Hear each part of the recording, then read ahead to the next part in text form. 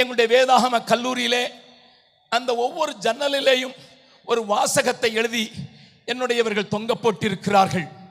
அதில் ஒரு வாசகம் என எப்பொழுதும் அதிகமாக பாதிக்கிற ஒரு வாசகம். அது என்ன சொல்வா, அதில் என்ன எழுதப்பட்டிருக்கு? ஆங்கிலத்தில் சொல்லிவிட்டு தமிழில் சொல்கிறேன். The strength of the church is not according to the seating capacity but according to the sending capacity. எந்த சபை எனக்கு இத்தனை பேர் இருக்கிறார்கள், இத்தனை பேரை கொண்டதாக என் சபை இருக்கிறது என்று சொல்லுகிறது சபை அல்ல, எத்தனை பேரை அனுப்பி இருக்கிறோம் என்று சொல்லுவது ஒரு சபையை அதனுடைய பலத்தை குறிக்கிறதா இருக்கிறது. என்னுடைய சகோதரர்கள் எழுதி போட்டிருக்கிறார்கள். I love that. அதை நான் மிகவும் மிகவும் அதற்கு ஆமோதித்து அதை நான் ஞாபகப்படுத்துகிறேன்.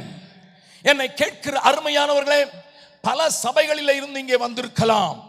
நேற்றைய தினத்திலே ஒரு தம்பியை பார்த்து கேட்டேன், நமக்கு வந்துகிற மக்கள் எத்தனை சபைகளில் பிறவியில் இருந்து வந்திருப்பார்கள், எத்தனை சபை கூட்டத்தில் இருந்து வந்திருப்பார்கள் என்று நான் கேட்டேன். அவர் சொன்னார், அண்ணன் குறைந்தபட்சம் 300 சபையை சேர்ந்தவர்கள் இங்கே வந்திருக்கிறார்கள் என்று அவர் சொன்னார். நீங்கள் போகிற சபையை, அதனுடைய சத்துவத்தை, அதனுடைய பலத்தை நீங்கள் புரிந்து கொள்ள வேண்டும் என்றால் இந்த வாசகம் உங்கள் தலையில இருக்கட்டும்.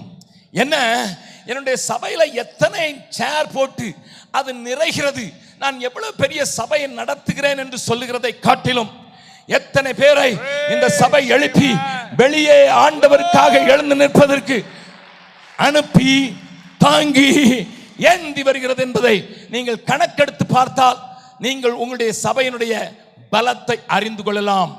நல்ல போதகர் இருக்கலாம், நல்ல வாக்கியங்களை வசனங்களை கொடுக்கிறவராக இருக்கலாம், but still the strength of the church is based on the sending capacity என்று நான் தைரியமாக சொல்ல முடியும்.